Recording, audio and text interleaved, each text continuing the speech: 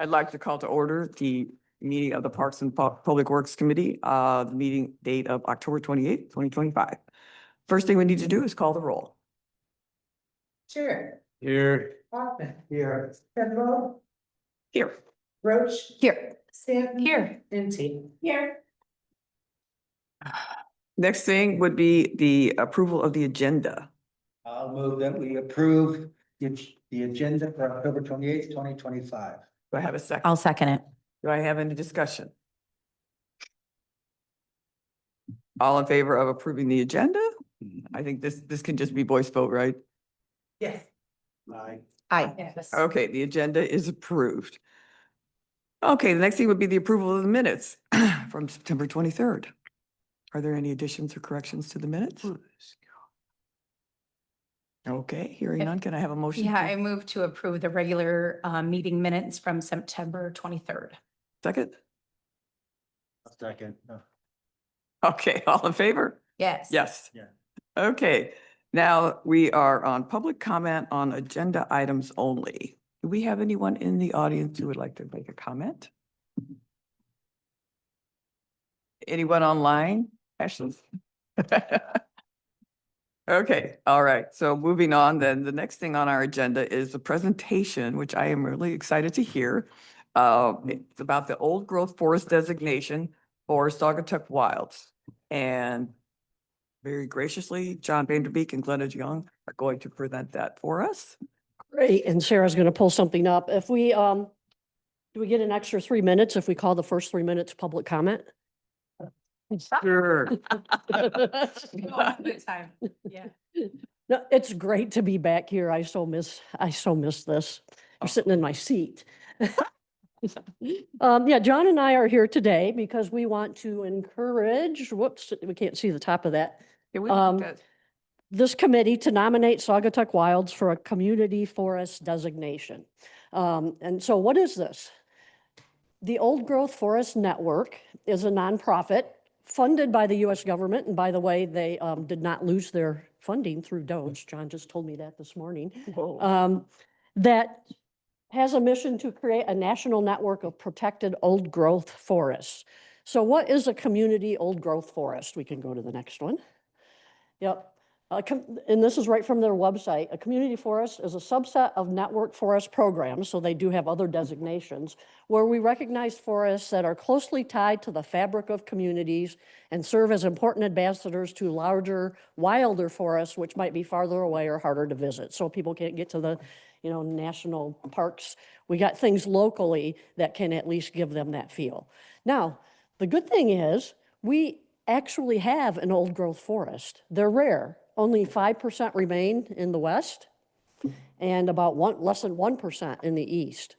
So this is something that we're really fortunate to have here in our area. The other interesting thing, there are only 6 designations of community forests in Michigan, and Allegan, right here in our backyard, Saugatuck has one at Talmadge Woods Nature Preserve, up by when you walk to Crow's Nest. So if we were successful, which I believe we would be, going for this designation, Allegan would have 2, and both of those would be in Saugatuck. I mean, this would be a huge draw for tourism and other things also, and just the pride of our community. So I'm going to do one more slide. John got in contact, it was probably a couple years ago now, with our regional manager, Leona Addy. She's great. She came probably in early 2024, and we walked the property back there, and she was so amazed. She said, this is old growth, and John will explain that to you in a minute. So we actually tapped her to write a letter to the editor, which you have in front of you, back when we were trying to get the money in the conservation easement over at Saugatuck Wilds. And so her letter there was in support of that. And please read that later. She was great. But at the time, that hadn't passed council. Once that passed council, John emailed her and said, hey, we got the conservation easement and it's turning into a park. She said, that's great news. But here's the important part. You have the old growth, you have the protections, but before we can start paperwork to designate us as a community forest, the property needs to be publicly accessible. It needs to be open to the public, have a parking lot and trail to the old growth area. Well, voila, we have that now. So that was back a year ago. Yep, and we have it. So I'm going to turn it over to John, and he's going to give you more specifics. Yeah, can you go ahead and click that? Hi, everybody, John Vanderbeek, for those that I've met for the first time today. Glenn and I have worked on these things for about a decade now.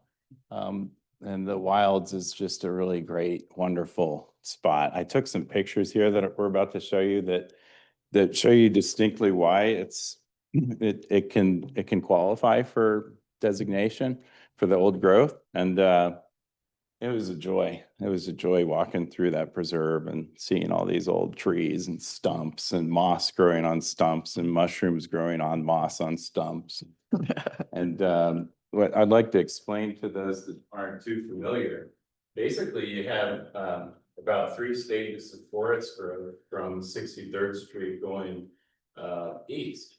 And along here you have all old growth, and she's confirmed that along the creek.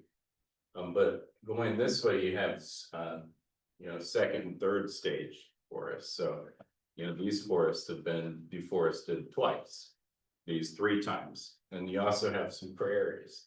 And so you have a landscape when you hike in where you've all noticed it changes. It gets deeper and deeper and deeper. Then you get to this virgin forest, which is really neat. So if we could go to this next picture here.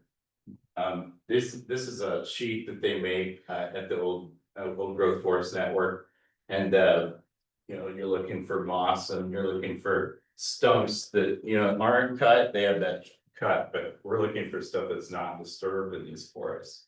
And you're looking for stumps that have life in it, mushrooms and crunchy leaves. So if you go to this next picture page here, you can see these are some distinct elements you see in old growth forests.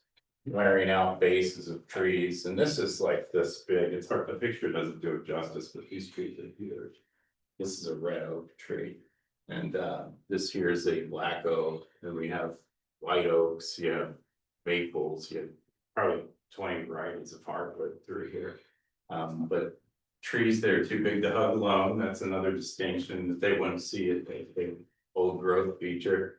And lots of tiny trees growing and waiting for a big tree to fall down. Some of these trees can be 30 years old and they're this big. And that's one of the features they want to see. You could go to the next picture there. You have, this isn't a log tree, it fell naturally. So standing trees that haven't fallen are a feature that they want to see.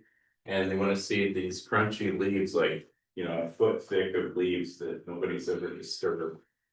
Moss growing on trees, mushrooms growing on rotten logs. So these are just the things that all of us that grew up, that live in Saugatuck are pretty familiar with seeing stuff like this, because we all walk through Talmadge Woods all the time. And now everybody gets to walk through Saugatuck Wilds Nature Preserve and see all this stuff. So I think the old growth forest network will help conservation in general. That's why we proposed it to you guys to consider getting the distinction. And like Glenna said, having 2 in Saugatuck, that's really awesome. And we're already encouraging new people to conserve. Private owners are calling us, they're wanting to conserve. So this is working. And so deciding to do this will work even better. Can we go back to this map? I just want to include. We've noticed that some of the old growth exceeds the barrier of the conservation easement. Right here in particular, this is some very old growth here. This is old growth. The conservation easement is roughly only along the creek. I would love to start a discussion next time about how we can push it more appropriately to cover more of the forest and the regrowth portions, as well as some of the prairie areas. I'm off subject here a little bit, but for the future, for 2026, prairies are almost extinct. There's only 1% left of the entire America's prairies. We have some here too.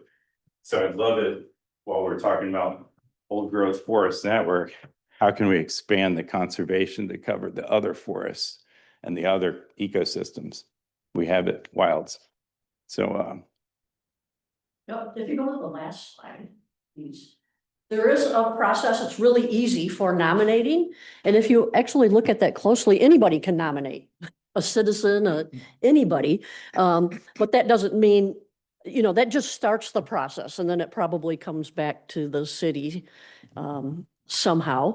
But you can go there and fill that out. I believe you could probably just do that as the PPW committee if you wanted, and it just starts the process. And then she said the paperwork would start, you know, but we've already been working with Leona. She says we have everything that we need. I think they're just waiting on the nomination to come in. she just texted me and said that there's private designations for people that have conservations that aren't accessible to the public. There's another designation for those people too, so. That's what, when we talked about community, forest being just one of three, one of them is a private conservation. So I was excited about that because as we are working with people to conserve parts of their private property, they can also get this designation, and I think it would be an added incentive. So we're here for any questions if you guys have them. Is there a size requirement for the designation? I mean, you don't just have 3 trees or, Not that I know. no? No, I think Sure. it has to be substantial, so they don't want it just to be like 2 acres next to a parking lot in the city or something. It has to have a substantial ecosystem, so I don't know what the numbers are on that, but I would guess it's over 20 acres that where you'd find that type of forest that's not immediately surrounded by threats. Okay. So you're saying that as a committee, we can nominate, but is this also that individuals can nominate? So, I mean, is this something that the community as a whole can be involved in, as those who are interested, to make that impact That's my understanding. a little more widespread? Yeah. Yeah, and the city council would just have to approve the actions of letting it happen. So that's your. Do any protections or anything come with this designation in terms of the Well, land that's It covered already in it? has to be protected Okay, before they will give you the designation. it. So Okay. it doesn't add anything extra that anybody should be concerned about. got it. Mhm. I Okay. think it enhances the protection just through buy-in Yep. of the community and so it makes it a stronger conservation. Oh. And do we know what fees are associated with this? I I don't don't think, think there are any. I'm not aware of any, but we couldn't really start an official conversation without you're presenting it to the board and then, or the council and then. Yep. Yeah, so we'll find out, Okay, but I don't think there is. I hope Yeah, I that's don't not think too there is. I naive. didn't of see us, anything but, about that, yeah. I So don't it's more think so. designation that you can put the sign up. yeah, Yes. So there'd have to be an additional survey done to see how far we can extend it. I would suggest a survey showing the boundary of the current conservation. Like flag it every 100 feet or something. I wouldn't think you need anything too official, but for anything, it would be helpful for us to understand then where the old growth goes over those boundaries too. Mhm. And that's not a problem. It's just something for future discussion. mhm, So the designation would just be for the part that's That's right now in conservancy. And theoretically, it can expand with the conservation as the conservation would expand. And remember, there's 40 acres of 170 some acres, so there's, you could still conserve another 40 acres and have plenty of land for extra ideas in the future. Which there haven't really been any substantial proposals for any other use of land. Even with other people being vocal against it, there's no suggestions for anything else. So the benefit would be just that it's almost bragging rights or something to that effect, which I think is great. I'm trying to think of what could be the downside, and it hasn't come to me yet. Does anybody think of? Yeah, What? Any restrictions? That's what's going to come from city council. Are there any restrictions to the property if this is a designation? We haven't seen the paperwork, but I don't think so. They require it to already have restrictions, so they're just going to look at Mhm. your conservation easement. Maybe they'd ask for the language. So the biggest downside is that you'll have overhead on some of the city staff, maybe an hour or two. Not that much overhead. Any other, Somebody's gonna write me and say, it took 3 weeks. It took 80 hours.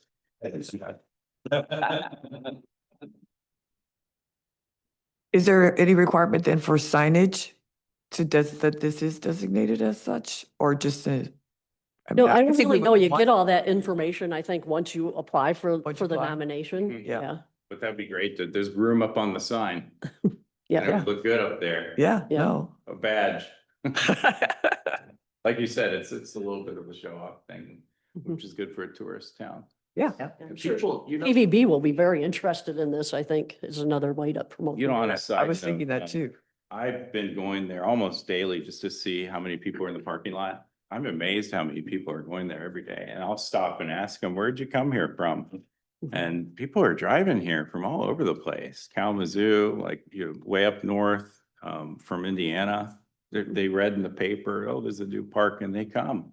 And they're like, what else is there here? And what, is there more? And anyway, it's a really great thing that's happened. And thank you, guys. Well, thank you for bringing it to our attention. I think it sounds great. Lauren, do you have any thoughts as far as what would be a next step? Because it sounds like the next step is to actually apply for the designation. If, Yep. Yep, and you can do that right online. I gave you the website, and it's on the bottom of that handout we gave you too, with Leona's letter to the editor. You know, and we're friends with her, so she loves Saugatuck. She's really excited about all the efforts that we've made and so I'm happy to introduce you guys in an email. I've introduced to the city manager and it just wasn't on the agenda, so there wasn't any dialogue from that introduction. So, yeah. Yeah, I think just from our end, it would just be a formal recommendation from the Parks and Public Works Committee to the city council. And then they would have to discuss it and go from there. We can ask Ryan if there's any more that he would like to see done with it. But Yeah, and I'm happy to do a little more fact gathering for the questions that we had here today. okay, sounds good. All right, so then maybe we would think that we would consider this at our next meeting. Sure. To potentially make a formal or vote on a formal recommendation. Okay. That sound good? Okay, well, thank you, All right, guys. thank you. That was Thank great. you.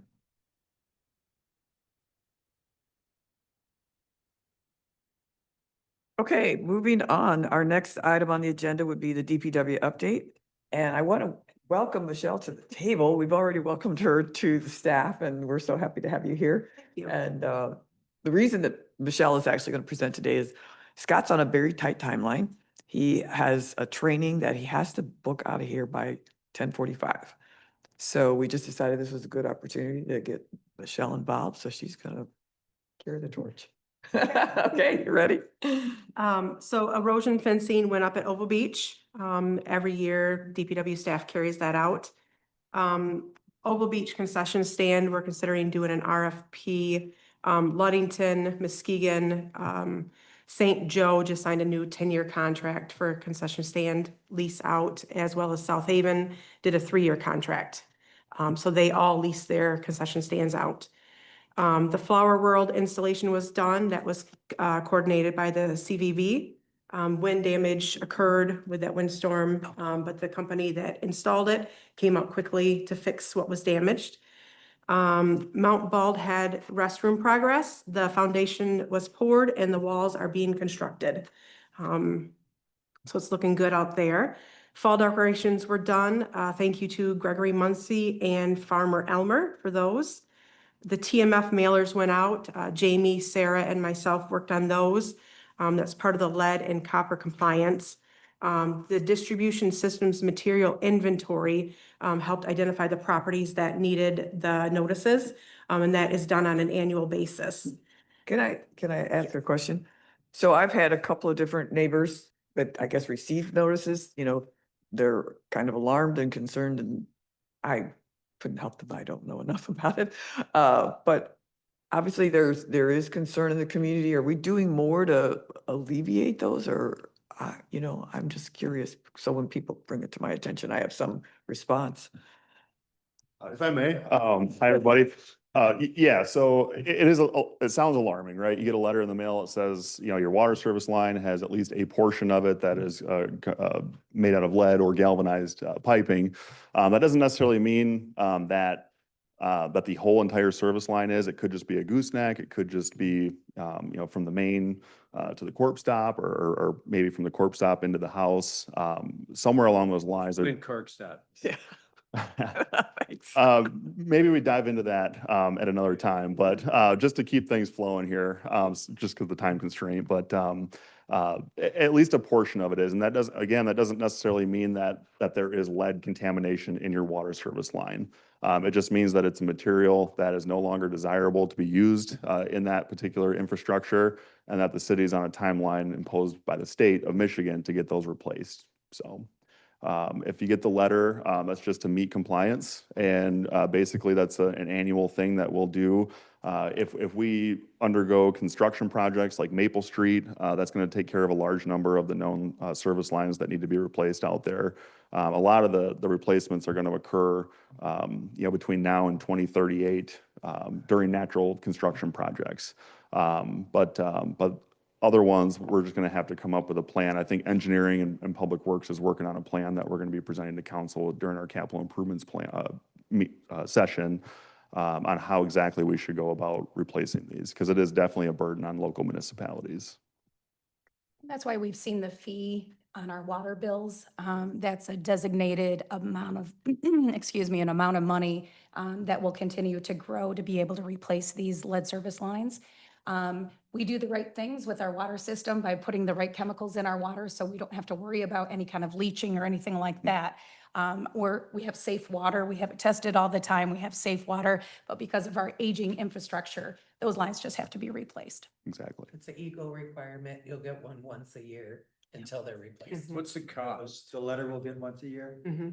Yeah, any of so the first step in the process is, one, do the DSMI, which is the distribution system materials inventory, just to so we actually had a company, Compton Inc., that came through and they call it potholing. So they took a Vector truck, potholed you know, right above water service lines, and were able to verify the materials that way.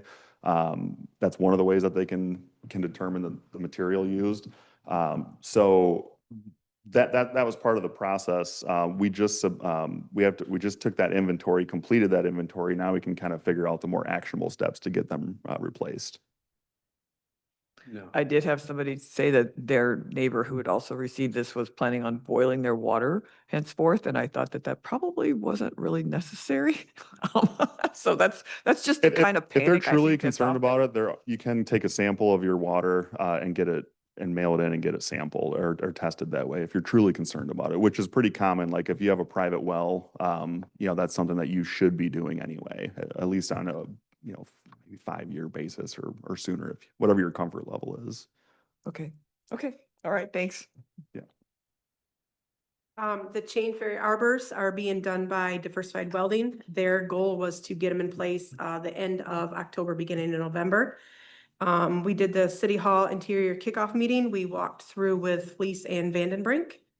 The road resurfacing bid was awarded to A1 Asphalt. They've done work for the city before.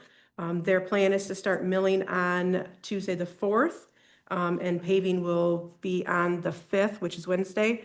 That'll be at Lucy Street, Wicks Lot, and Hoffman Street west of Water Street. Sidewalk replacements have started. That is done annually by DPW staff as well. The restroom and irrigation winterizations are in effect. That was also done by DPW staff.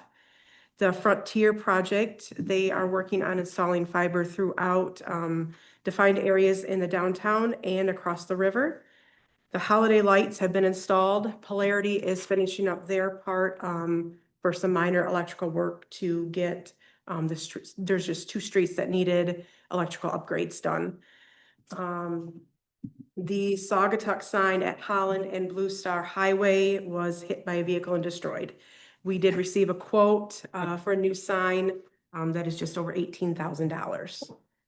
So Hopefully the guy's insurance will cover it, or the person's insurance will cover it. Don't know.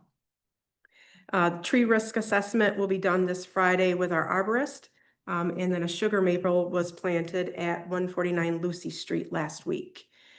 We are still working on the asset management and the CIP. We're gonna work on doing a condition assessment as well. And brush and leaf is continuing this week, and then there's 2 more in November as well, pickups. Just one quick question, on the beaches in the different areas that you guys talked with. Do we know if they, what kind of people were taking over their beach operations as far as their concession stands? Are they like restaurant groups or are they just private individuals? Is there a way to find that information out? Yep, we can. So Muskegon, they use, it's called Beach Cove.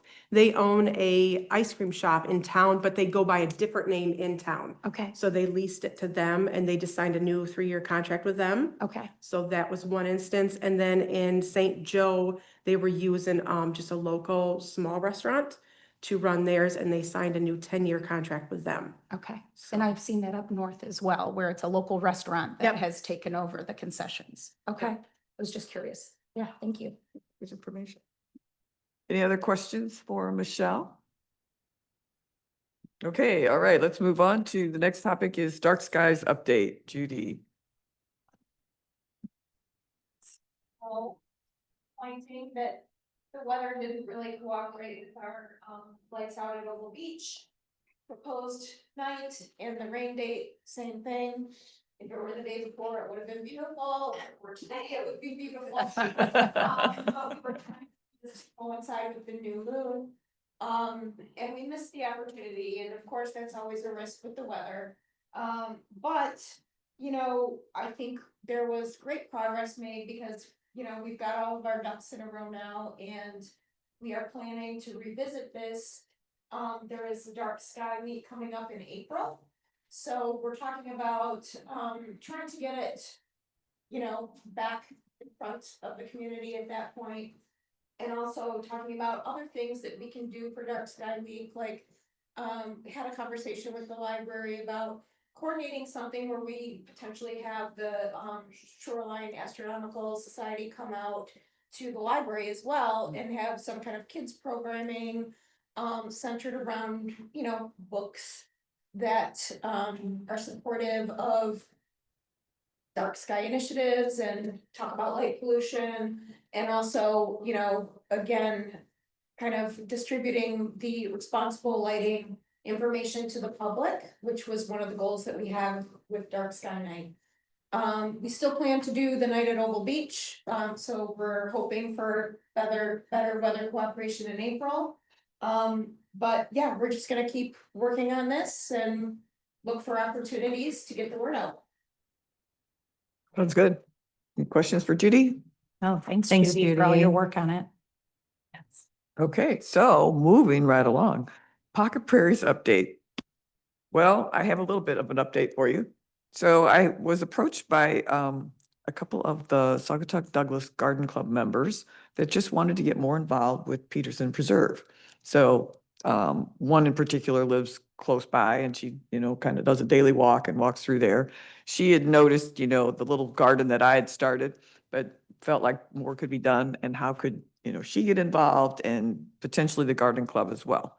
So I met with Connie Dean and Carol Brody on October 17th, and we just looked the area over and decided that the next thing that we thought the preserve needed really was some spiffing up around the sign.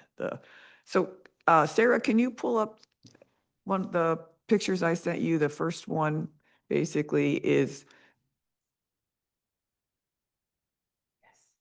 remember, there we go. So that was the sign up until yesterday morning.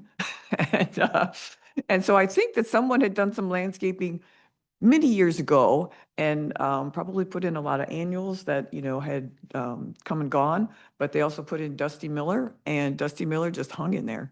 And nobody did anything for the last couple of years, but that Dusty Miller just kept growing. So so we decided it really looked a little mangy and, you know, we could do better. So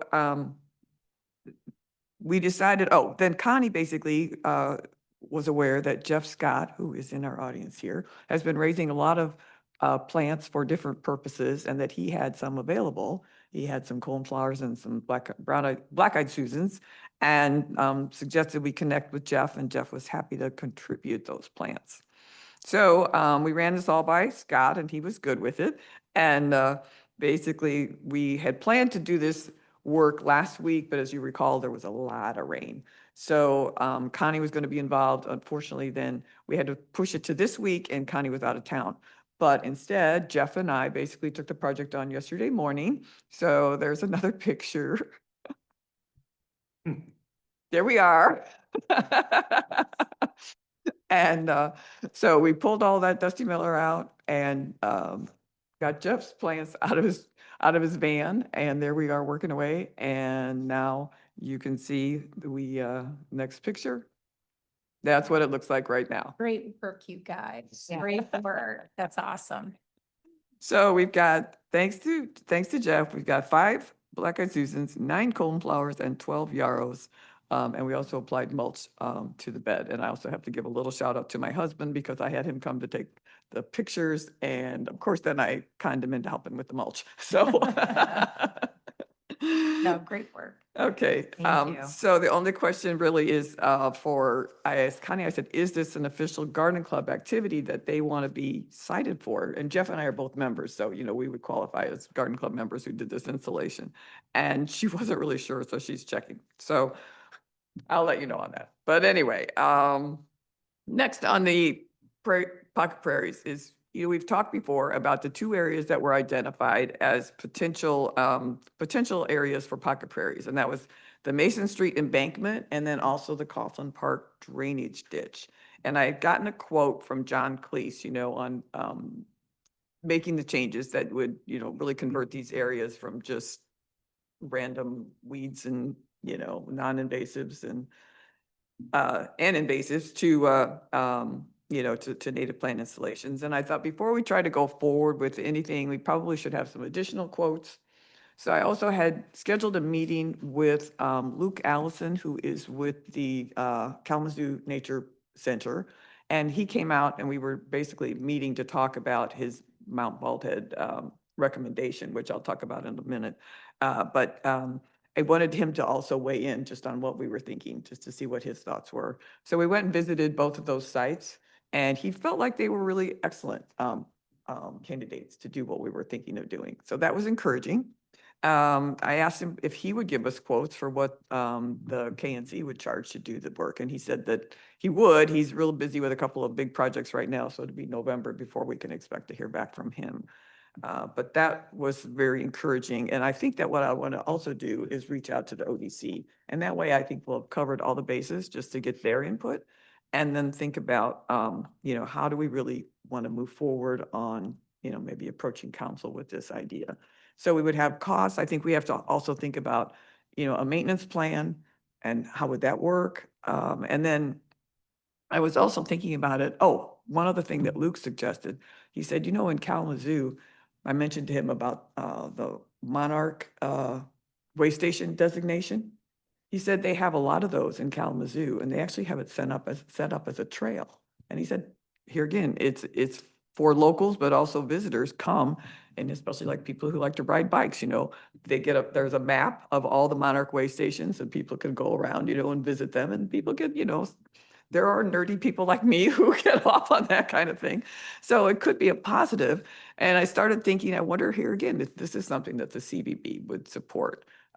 So I was just, kind of brainstorming to see how could we get this idea to move forward. That's what I've come up with, but I really was hoping that you guys would comment and give me some suggestions. What do you think? Mhm. I love the idea of it, and I love the idea of having, no matter what we do, having some educational signage, because I think that's important for both locals and tourists. And I think it really shares the values of the community in terms of how we're investing and what we want people to know about what we're doing. So I would love to see that as part of it as well. Yep. The Monarch way stations, what would they be exactly? Because that's interesting too. Well, when Brian, were you did we miss you at the last meeting? Okay, so we talked about it a little bit just because I'd been to Fenville and noticed that at one of their parks, they had the sign. And so I Googled it because I was a little outdone that Fenville would have this and we wouldn't. And so anyway, I Googled it and really it just needs to be an area that includes at least 10 different milkweed plants. Okay. And it needs to be at least 100 square feet in area. And then I think it's a little bit, you kind of self-designate, but you can apply for this, if you can meet those criteria. So I loved the idea and obviously, it would be so good for, for all of our wildlife. Right.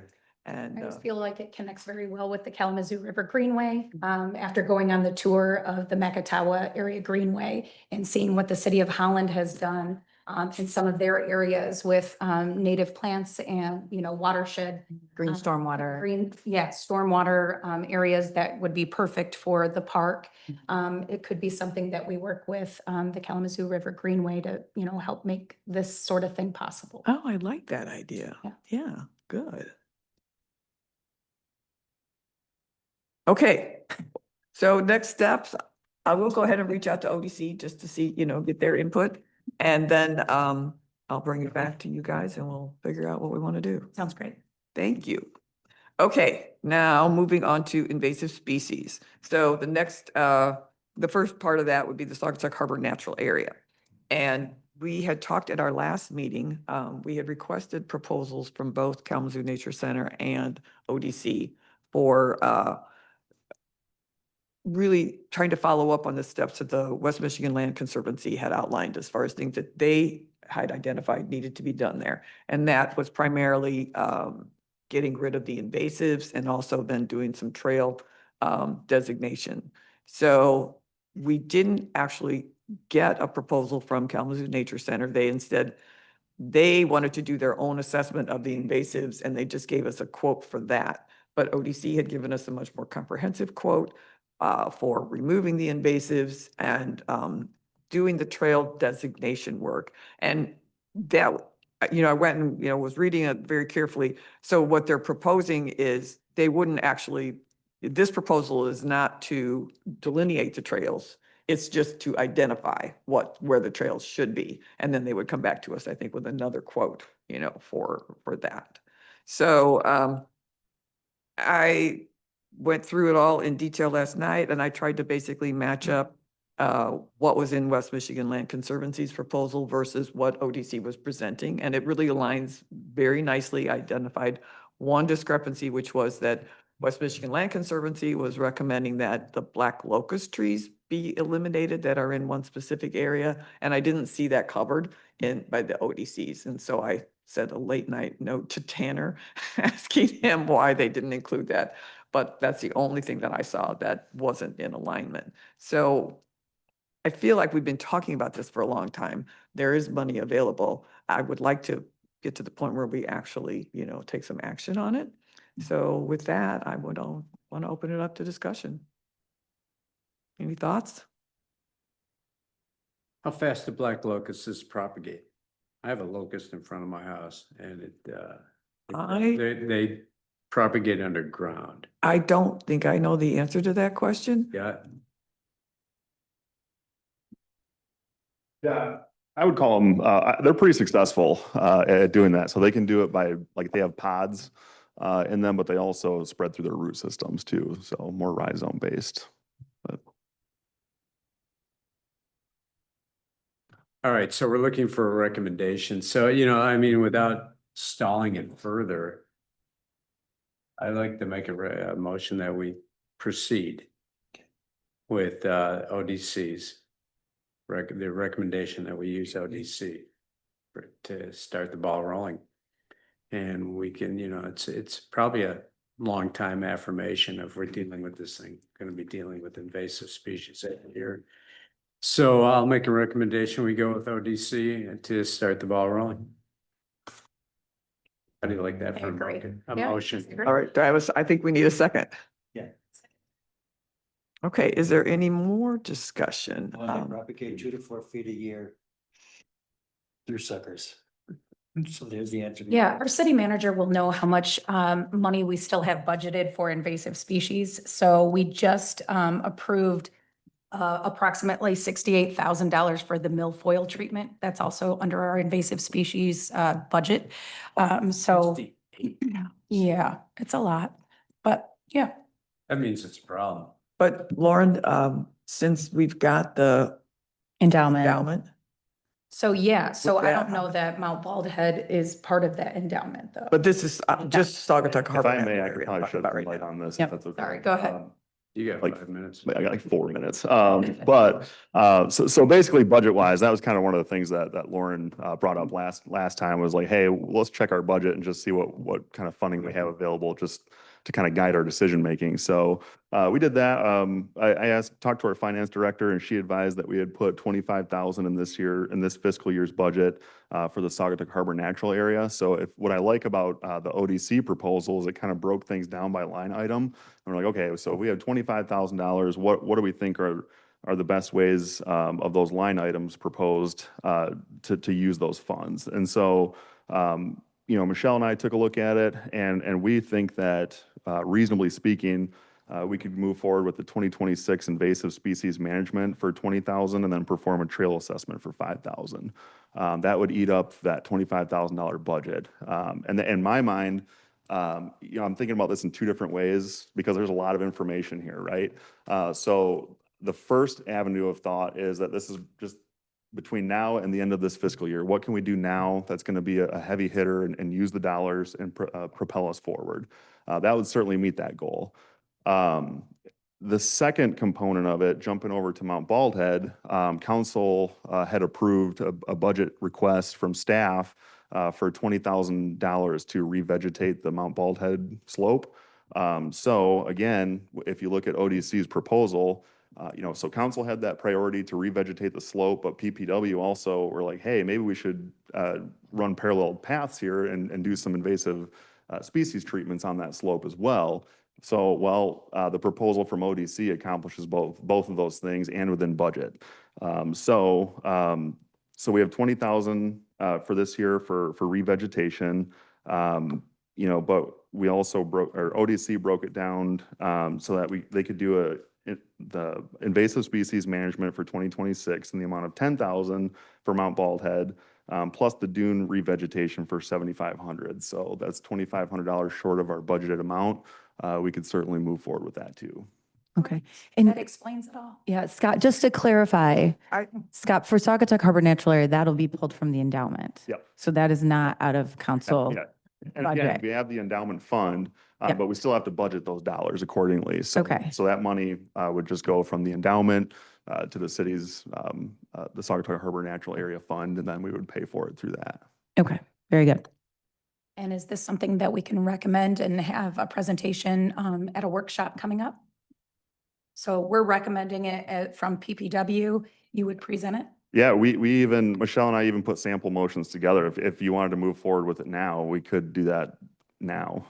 So Scott, I thought that at this meeting, we were only going to recommend Saugatuck Harbor Natural Area move forward, that we Can hadn't do that, yeah. we can hadn't do that quite too. decided on the Mount Bald Head. We did get, this, and I hadn't given you the update that I had on that particular subject yet, which was a meeting that I had with Luke Allison from Kalamazoo Nature Center. So you remember that the quotes, the proposals were quite different Mhm. for both of those. And it was a question of why. And then, we had a third opinion, from John Cleese, and he basically had issues with both of those. And so we were a little bit, in a consternation of where do we go? So at the last meeting, you remembered, or you had found the document that specified what used to be there, and that would be really helpful to us to figure out where we wanted to go with these 2 different proposals. But we haven't really studied that yet. So I thought that would be a good idea to just still table this one while we do a little more research, but that we try to move forward on Saugatuck Harbor Natural Area.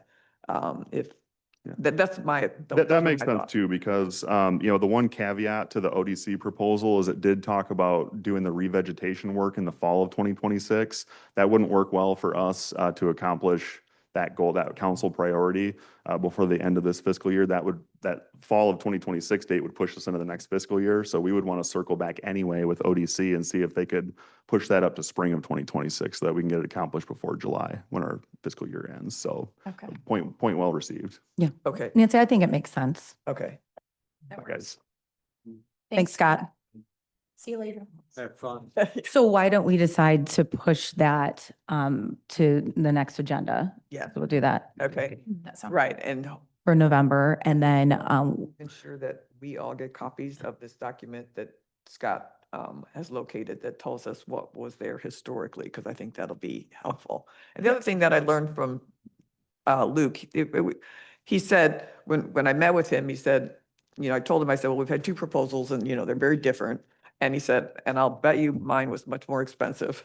And I said, yes. And he said he'd really put a lot of thought and effort into it. And he's basically recognized that this area, and not to say that ODC didn't, that the area that we're talking about is an open back dune, and that's very rare. Usually a back dune is all all covered with trees and, forested because it's been that way for so long.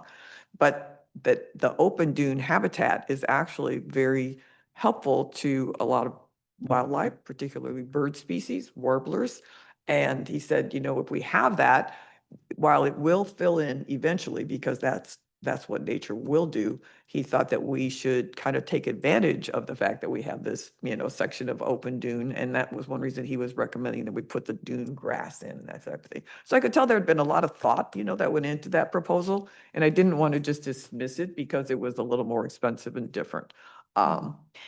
yeah, so Michelle, if you don't mind, if you can re-up, basically would be last month, so September's packet, because then that would include all three of those for discussionary purposes. And then if there's any updates, if we can have those, plus what Scott had found historically about Mount Baldy, that would be really helpful.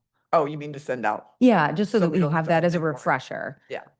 If that's what we're gonna try to make decisions on, right? Thank you. Okay, so circling back to Saugatuck Harbor Natural Area. I just thought it would be helpful to say, basically, this was what West Michigan Land Conservancy had recommended, and this was what, council had, been advised. And it said that, we needed to have trail management, which was basically to use signs or natural barriers to decommission the social trails that go through the Deem property, and also those that traverse highly erodible areas. We should consider adopting some of the well-used social trails in the south part of the property as official trails, but we should decommission official trails that are unused and unmaintained. We should ensure all official trails are clearly marked, and we should update trail maps in the city of Saugatuck. And so what ODC had proposed basically was on trails was conduct general survey of the entire property to outline the ideal footprint for the trail system. Deliveries will include a map of recommended trail routes, trails to be decommissioned, alternative routes to avoid impacting sensitive plant communities, and recommendations for interpretive and or other non-permanent trail signage. And so to me, those are pretty well aligned. Mhm. So, that's what they recommended. That's basically what OCC is recommending, as a next step. So it wouldn't address all of the, actual establishment of the trails. That's going to cost more money. But we would at least take the first step to identify what should be there. And that's what the cost, when they, in their proposal, that's basically the $5,000 will just be a trail assessment. And then the 20,000 for the invasive species management, they go through and they list basically woody invasive species of Japanese barberry and European privet, also Phragmites, spotted knapweed, which I had to Google that one. And It's on the city's website. of course. And, but then when I compared that with what West Michigan Land Conservancy had said, they really only identified, Japanese barberry, the Phragmites, and then the black locust. And So Privet, I think they sound fine. I couldn't find that in there. I mean, I kind of went through it again, but, obviously privet is also an invasive. So I think the fact that ODC had identified some things that weren't on West Michigan Land Conservancy, that's not a problem.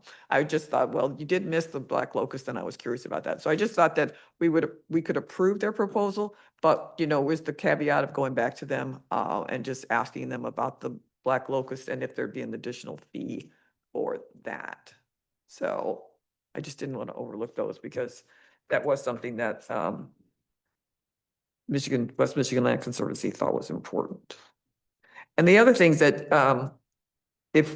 that ODC has proposed is this ecological evaluation, which sounded like a terrific idea of really trying to assess exactly what's there, the really high quality environments, all the different communities that are there, and then to be able to monitor those.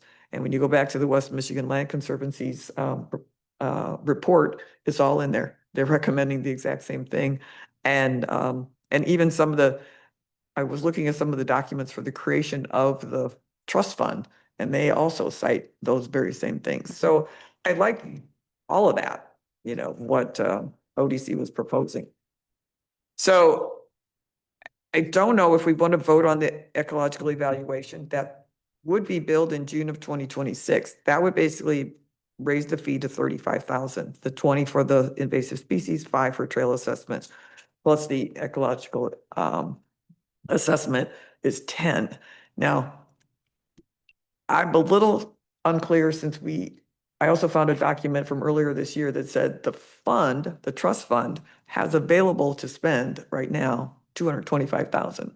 So I'm not sure if we're really limited to 25,000, this year. But I don't know how this works. Scott said it has to be in the budget. I thought that they designated only 25,000 out of the fund to be used this this fiscal year. Fiscal year. Correct. Which ends, June 30th.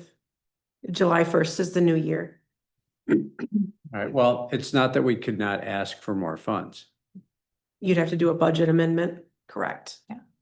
It just means that we could have the additional in the next fiscal year. We could have additional work, starting in July. So. And what's the date on this again?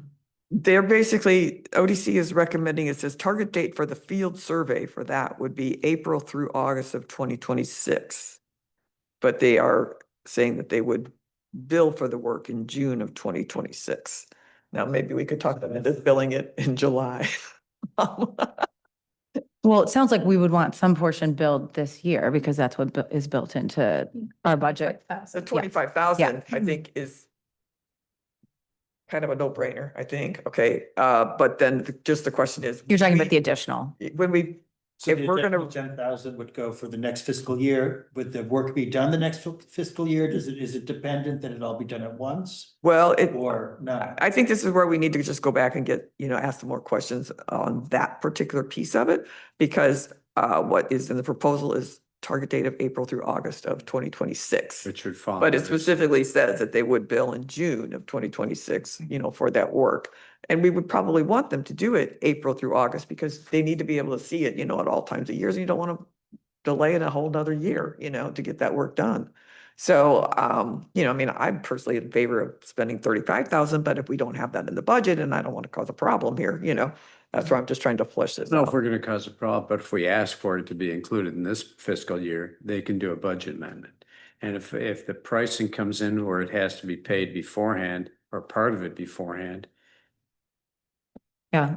Lauren, do you have a comment on I that? would just say this is a decision through Scott and Ryan. Like they're the ones that handle like how things, The order of get things. and budgeted. the- If we're recommending it, we just have to say we're recommending it. We do not need a motion for it, though. Well, okay, so what we were going to do was vote on recommending ODC's proposal. And their proposal has these, all these different components. So do we only want to recommend the first two and then revisit the third one because it would be out of budget? If we are And- recommending anything in this, just recommend it and let them figure out what, how it'll be budgeted. They'll either come to council and ask for a budget amendment, or they'll just say, hey, we can work with the ODC to bill in a different, fiscal year.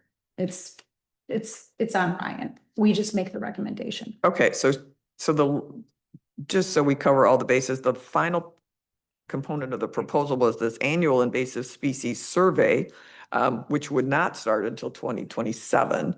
And so, but I'm just basically saying it's in the proposal. And that's only $3,500 a year. And that also aligns with what was in West Michigan Land Conservancy's recommendations, that we monitor it on an annual basis. So it all, dovetails nicely. So I'm personally in favor of the entire proposal, but I just wanted to make sure that, we're going about this the right way. So the $3,500, we would actually, it's a continuing cost. So in the recommendation to Ryan, through Ryan and Scott, to the council would be, that would be a stable cost to be added to whatever they're going to allot every year. So theoretically, if they're going to allow $25,000 every year to be taken out of the fund to do whatever at the harbor area, an additional 3,500 for the annual assessment should be put on top of that and not taken out of the 25. Correct? Is that how I'm reading this? Because it's an annual assessment. An annual fee, right? So That should be part of the recommendation also, because we're talking two different things. Am I correct? We're talking the $3,500 and we're also talking about ODC's, the extra, I believe it was $10,000, correct? Yeah, it was 10. Am I on Yeah, target with no, this you're right. thing? Am I Yeah, so Alright. basically there's one-time work, I would call it, of 10,000? of, well, the invasive species management, the trail assessment, and the ecological evaluation. So 10,000 over what was budgeted of the 25. So that totals up to 35. So, And then But you said that doesn't start till 2027. the 3,500 So is additional that start written that. across well, let's, later, or Yeah. that just seems Like, I want to simplify this for everyone. Thank you. Is there anything in this proposal that you don't agree with? Do you agree that all of this should be done at some point? yes. Yes. Let the manager figure out how it's billed. All right. So Can I make it any more clear? More time. I'm just saying, no, I if get, there's I anything get that. that you but- don't agree with, let's take it out. But I- if you agree with this proposal, let the manager decide how it gets All right, billed. so so we don't Do we need- necessarily have to make the recommendation. They'll understand through you and through, Yeah, agency. they'll have to we- say, hey, listen, we're either gonna have to go to council and ask for a budget amendment, or they'll work with the ODC and say, hey, listen, we need this portion to be billed in the next fiscal year because we need a new budget for the next fiscal Also year wanted to be clarify included it in that. for myself. And we let the people that handle the money, do their job. We do the recommendations Mhm. and policy recommendations. That's what we're doing. I love it. Yes. Thank you, So Lauren. we've already recommended to get the project rolling. Well, I think I need a Well, motion. I think I need a motion Yes. to approve. And And wasn't there a draft one? Scott and I came up with one. Okay, would you, Just read it for word. and then Okay. if someone wants to volunteer to make that motion, right? and prior to that, I'd like to recuse myself since I have an affiliation with ODC Network. And I think that's appropriate. Thank you, Kelly. Motion to approve the invasive species management in 2026 and trail assessment proposed by the Outdoor Discovery Center and the combined cost of 25,000. Okay, so instead, I think I would modify that to also include the entire proposal, which would raise it to 35,000. Because we're just going to recommend this proposal, maybe we take the money part out of it. What do you think, Lauren?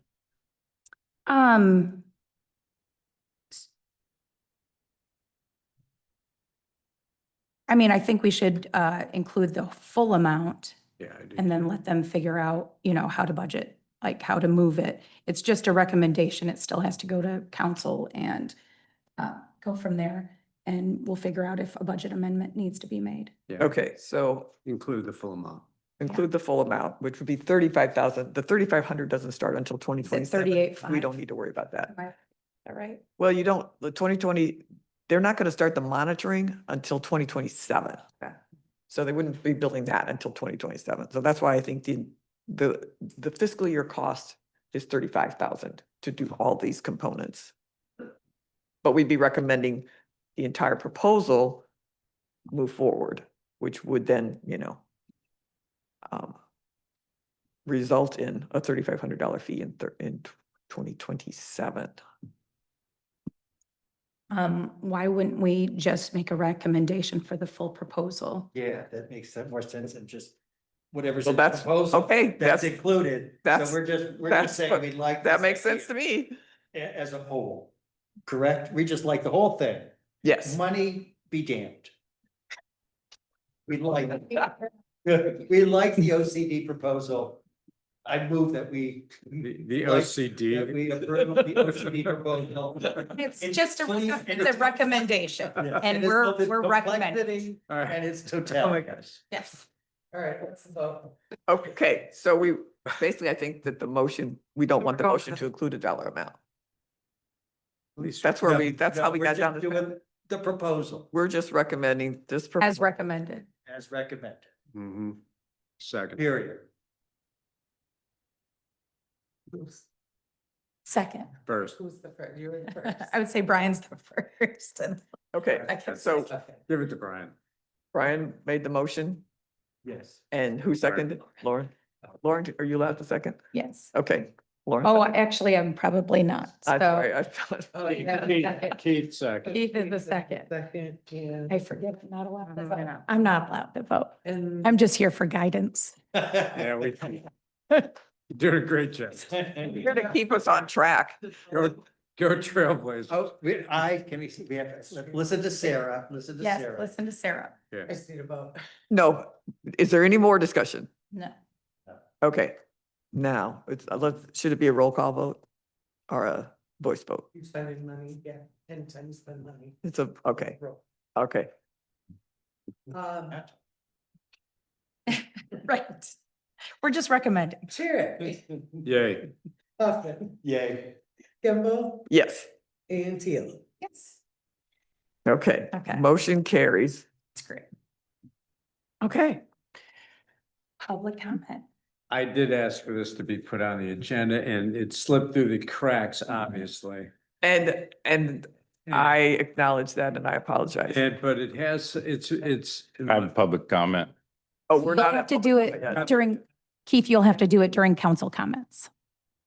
If it's not on the agenda. So I can do this during council comments. Correct. Yes, and Yeah. that's what I was going to, do, Got and it. I neglected to do that. Okay. Ray for the public comment. Wait. I just wanted to answer your question about the black locust, because I talked to them about that too. Oh, yeah. There are black locusts on north of the building on Bald Head, and there's several other locations they are, and they're non-native to the region, but they're native to America.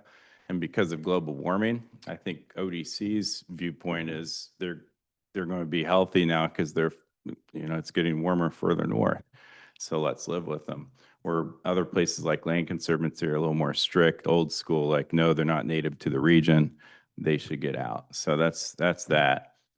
The other thing I just wanted to say is listening to your discussion about the property that separates Oval Beach from the rest of the preserve there. What's the family that owns that? The Deems. We wrote a letter to them a long time ago asking, would you ever consider an easement? It would be a good idea if somebody, an official in the city, maybe just sent a letter or made a phone call and said, would you sell or talk to us about an easement that connects one place to the other? Because I see people go up to the beach all the time and just turn around, and they don't realize they can go past the signs on the beach. It's a long shot, but if you wanted any help from Riverwood Council on that, keep me in mind. Okay, Thanks, John. thanks. Okay, are there any other public comments? Online? No one's online. Okay, then I think we are ready for, And I apologize. I have to leave early for another meeting. So, want to make your closing comment? yeah, I don't have much more to add to this, but hopefully, we can get a lot of this across the finish line. And since it's already been budgeted for this year, we'll have at least a portion of this work being done. And I think we can get it there. Judy, thanks so much for all your work on the dark sky. And everybody was looking forward to it, but I look forward to the educational components that will come out of it still. And then hopefully the spring will be when we can have the event. So I'm sorry, I have to leave. Have a great day. Okay, thanks a lot, you guys. Next. Okay, Kelly. No comments. Thanks, everyone. Okay, all right, Keith. I wanted this to be added to the agenda, Lauren. When you get a chance, please read it. I will. It has to do with invasive species, of which we're all really into eradicating and controlling and mitigating. So I'll read it out because it's so fun to read and I wanted it included in the packet, but I'd like to address the issue of the autumn decorations around the city that utilize spray glitter. And Sarah, if you got the time, I did give you a couple pictures. You can throw one online if you want. So the city is involved in maintaining costly applications battling invasive species that grow in the Kalamazoo River. Some examples of this that grow along the river and the creeks, and I'm ad-libbing some of this, are duckweed, Phragmites, common reed, purple loosestrife, and especially Eurasian water milfoil, of which we're spending $68,000 in the next calendar year to mitigate and just battle. Several city committees, such as the Kalamazoo Lake Harbor Authority, the Parks and Rec Works Committee, and especially the council, have been involved in studying the aquatic life that utilizes the river system as their way of life. Initiatives such as the Kalamazoo River Greenway Plan all have the same purpose: sustaining, maintaining, and improving an aquatic way of life. This directly sustains and promotes certain segments such as tourism, fishing, and boating. I'm not going over my 5-minute limit. I'd like to address the use of microplastics that I've observed and how harmful they are to our local environment. Spray glitter has been used on our autumn decorations that are in direct conflict with what we're trying to accomplish. These decorations are in close proximity to the stormwater catch basins that empty directly into the Kalamazoo River and then into Lake Michigan and then the rest of the Great Lakes system. Without going into this, but spray glitter, yes, I will go into it. Spray glitter that can be found in craft, cosmetic, and holiday products almost always contain microplastics unless they are specifically labeled as biodegradable or plastic-free. Here's what's happening. Spray glitter. Most spray glitters use, without getting into the two names, plastic polymers, which are plastic. They're shiny, reflective material, and they're cut into tiny flakes, often less than 5 millimeters across, technically microplastics. The glitter particles are so small they become easily airborne and later settle into the soil or wash into the waterways. Once in the environment, they don't biodegrade. They just fragment further into nanoplastics. Most sprays use aerosol propellants and solvents to help them distribute the glitter, but do not contain it after use, allowing microplastics to spread widely. The environmental impact: aquatic life, fish, plankton, and shellfish mistake glitter microplastics for food, leading to cut blockage and toxin accumulation. Soil health: microplastics can alter microbial activity and water retention, affecting plant roots. They affect human health also. The food chain via our lake and river fishery system, salt, and even drinking water. I included 2 links. Recently, there was a link. Here is a link to the Great Lakes Microplastic Summit presented by the Michigan Department of Environmental Great Lakes Energy, EGLE. It details a direct route that microplastics entered our surface water system of creeks, rivers, and lakes through ground runoff.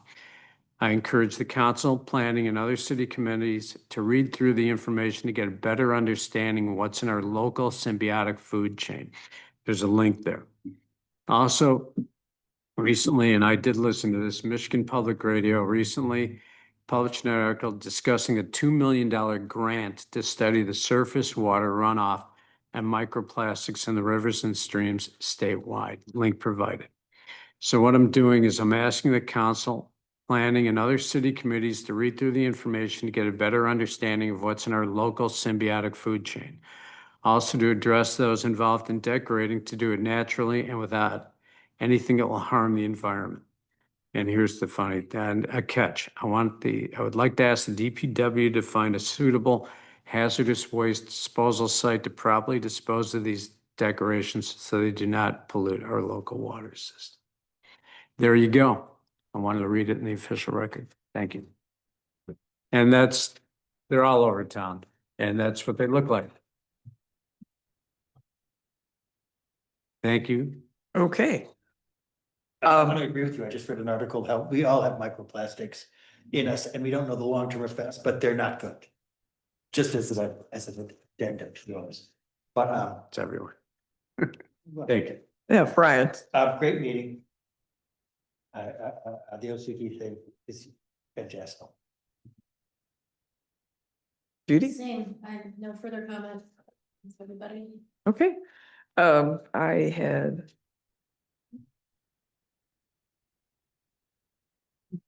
Oh, I just wanted to mention that, I've said this now for a couple of meetings that we need to start really focusing on ideas for 2026. And, so I really would like us to do that at our November meeting because we got to get in front of council if we have some ideas that we want them to at least consider as they, put together their strategic plan. And I did go ahead and pull up the bylaws just so we know what's in our purview. And Article 1 says that the purpose for our committee is the Parks and Public Works Committee is established to provide guidance and recommendations to the city council on matters relating to public works and parks with the goal of advancing the city's comprehensive plans in these areas. So I think we are within our authority to make suggestions. Sometimes they might be outside of what the council has already considered based on our charter.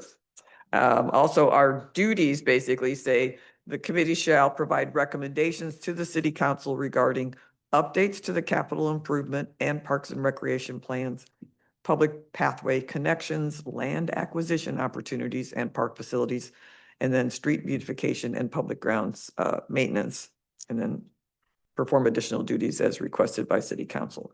So just be thinking about that. Also, I had pulled up, just because I had it from last year, ideas that we had brainstormed last year. So I thought it might be helpful if I just sent that out so everybody could, you don't have to rethink the whole thing. And this is what we said last year. And of course, we can always add to it, but I think I can send that out. Don't reply to all if I do.